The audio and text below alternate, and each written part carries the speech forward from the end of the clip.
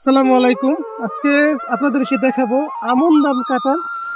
আমন ধান কিভাবে কাটে। আরেকটু আগো, তুমি আরেকটু আগো, এই জায়গাটা দেখাও। আমন ধান কিভাবে কাটে এই জিনিসটা দেখাবো। আসলে যারা গৃহস্থের কাজ করে তারা এই মৌসুমে কিন্তু বিভিন্ন ধান কাটে, আমন ধান কাটে বা এটাকে অনেকে বাওয়াইছেও বলে। তো আমি যাদের সাথে কথা বলতেছি তাদের মুখগুলো আমাদের পরিচিত মুখ, তারা আমাদের পাশের গ্রামে। আচ্ছা, আপনি যে ধান কাটেন এটা তো চুক্তি দিয়েছেন না বুঝেছেন? রুচি কাটতে জন্য খেরের দরকার, পশু পালে তো পশুর জন্য। কত দেয় রোজ? কত টাকা দেবে? আমরা এখানে 500 টাকা রোজ দিই। 500 টাকা রোজ। আটটার সময় আসেন, একটা সময় যাবেন। 12টার সময় চলে যাবো। আচ্ছা, আপনার কাছে আমি যে জিনিসটা তোমার বলতেছি,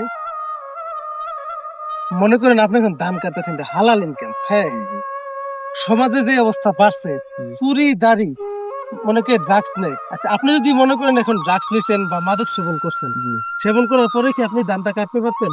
না না, এটা ব্যালেন্স ছাড়া যাবো। ব্যালেন্স ছাড়া হয়ে যাবে, মানে ব্যালেন্স থাকবে না। থাকবে না। আপনার বাড়ি বিষ্ণুপুর? জি। বিষ্ণুপুরে আমরা জানি এই বিরোধী একটা আইন চলতেছে, মানে এই কাজটা করতে মাদক পারবে না। প্রতিরোধে একটা আইন, এটা আমরা এরকম আল্লাহর রহমতে সব জায়গায় এটা হইতেছে। আমরা চাই না তরুণ সমাজ খারাপ হোক। আজকে আপনি একটা কাজ করতেছেন, আপনি তো আমার পরিচিত। জি দেখেন, এই লোকটা আমার অনেক কাছের মানুষ, কিন্তু বিষ্ণুপুর গেলে যে কোনো জায়গায় গেলে আমরা সালাম দেই বা আমরা আদর করে, এইটা হচ্ছে ব্যাপার।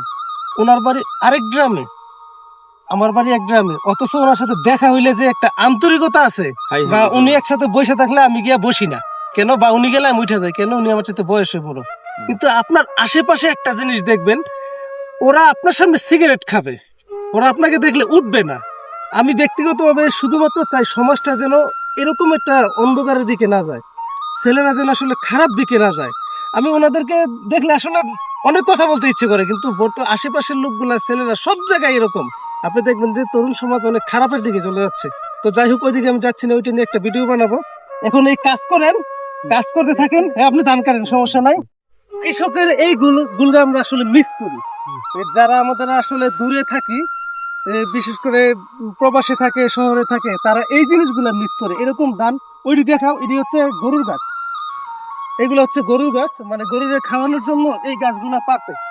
তো সুপ্রিয় বন্ধুরা, আপনারা যারা দেখতেছেন এইগুলা দেখবেন। গ্রামের সৌন্দর্য কিন্তু এগুলাই।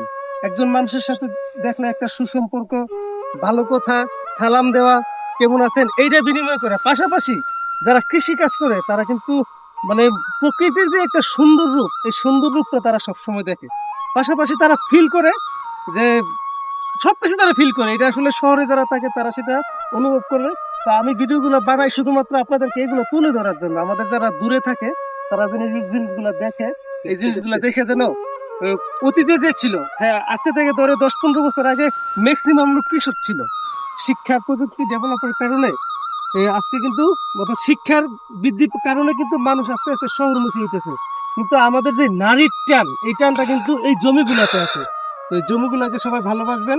এই পাশাপাশি যে বিষয় নিয়ে আলোচনা করছি, এই বিষয়গুলোতে খেয়াল রাখবেন। আজকে অন্যের একটা ছেলে নষ্ট হইতেছে, কিছুদিন পর কিন্তু আপনার ছেলেটাও নষ্ট হবে। অর্থাৎ একজন ভাইরাসটা একজন থেকে আরেকজনে যাবে। তো সবাই সবার জায়গা থেকে সতর্ক থাকবেন।